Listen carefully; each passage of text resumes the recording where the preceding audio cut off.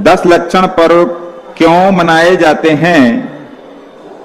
10 लक्षण पर्व एक व्रत है जिसके माध्यम से व्यक्ति, हमारे यहाँ एक प्रतिक्रमण होता है, एक प्रतिदिन प्रतिक्रमण करना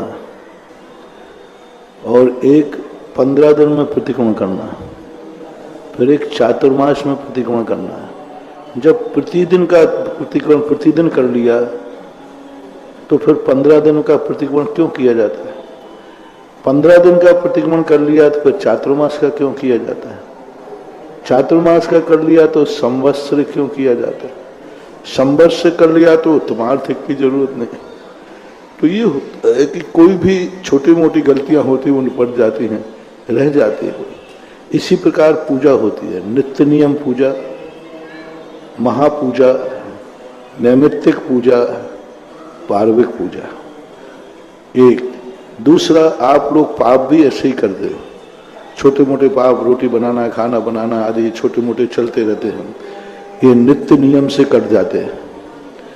कुछ आप लोग ऐसे बड़े बड़े पाप कर लेते हो, राग द्वेष कर लेते हो, जो कि उसके लिए बड़ी पूजा करना पड़ती है।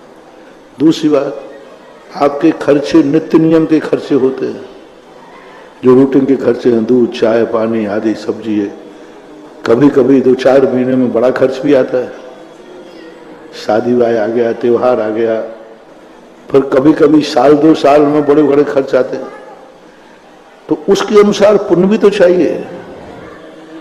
नित्य नियम से आप इतना पुण्य कमा लोगे कि प्रतिदिन की खर्चा चलते जाएंगे, बस प्रतिदिन जितना खर्चा पानी है उतना निकल जाएगा। अब इतना ही पैसा चाहिए कि कुछ और भी चाहिए? थोड़ा और, बहुत थोड़ा और चाहिए है तो फिर आपको कोई ना कोई ऐसा महीने भर के अंदर, हफ्ते के अंदर एक थोड़ी सी बड़ी पूजा करना पड़ेगी, बड़ा व्रत करना पड़ेगा, बड़ा त्याग करना पड़ेगा, बड़ा धर्म करना पड़ेगा, जिसे बोलते अष्टमी और चतुर्दशी। अष्टमी चतुर्दशी को थोड़ा करने का अर्थ है, पुण्य की अपेक्षा देखा जाए तो थोड़ा पुण्य संचय ज्यादा करना, उस दिन व्रत नियम ज्यादा रखना, जिससे थोड़ा सा इतना आमदनी हो जाए खर्चा पानी के अलावा, और यदि कोई खर्च करना चाहे तो हो जाए। तो अब इतने थोड़े बहुत खर्च के लिए कि बड़ी बड़ी बीमारियां आ जाती हैं, शादी ब्याह आ जाते हैं, साल में 2-4 त्योहार भी, तो उसमें खर्च करने को कहां से लाए? तो फिर उन्होंने कहा चातुर्मासिक पूजा, नित्य पूजा, साप्ताहिक पूजा, चातुर्मासिक पूजा। 4 महीने के अंदर अंदर 4 महीने होने पर एक बड़ी 8 दिन की पूजा करो, उसमें इतनी कमाई होगी, उससे तुम्हारे ऊपर के खर्चे जो आएंगे वो चलेंगे। थोड़ा फिर शादी ब्याह के खर्चे हैं, और भी थोड़ा 4 रिश्तेदार आ जाए, उनके खर्चे, उनका बजट कहां से बनाओगे? हाली बीमारी, बड़ी बीमारी आ गई तो पैसा कहां से लाओगे? तो वो जो पुण्य होता है, स्पेशल पुण्य, वो चातुर्मासिक पूजा में होता है। इसलिए ये 4 महीने के अंदर अंदर अष्टांग का पर्व आ जाते हैं, 4 महीने के अंदर अंदर 10 लक्षण पर्व आते हैं। तो ये मल्टीपर्पस है। मल्टीपर्पस यानी अपने पापों को प्रक्षालन करने के लिए भी यही है, जैसे हम लोग प्रतिक्रमण करते, और पुण्य संचय करने के लिए जिस प्रकार का आपको पुण्य चाहिए उस प्रकार का करो।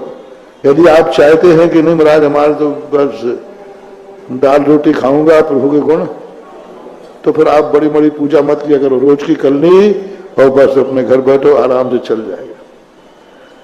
तो ये सब पुण्य संचय के भी कारण है। अंतिम जो कारण है परम निर्माण कारण। कभी कभी व्यक्ति झंझटों में बैठ करके इतना भाव नहीं कर पाता कि मैं संसार से छुटकारा पाऊं, तो उससे कहा कि तू पर्व के दिन में समस्त प्रकार से झंझटों से छूट करके एकांत धर्म स्थान में जाकर के अपने भविष्य के संबंध में सोचो। इस प्रकार मोक्ष के जाने के लिए ये अलग अलग प्रक्रियाएं बताई।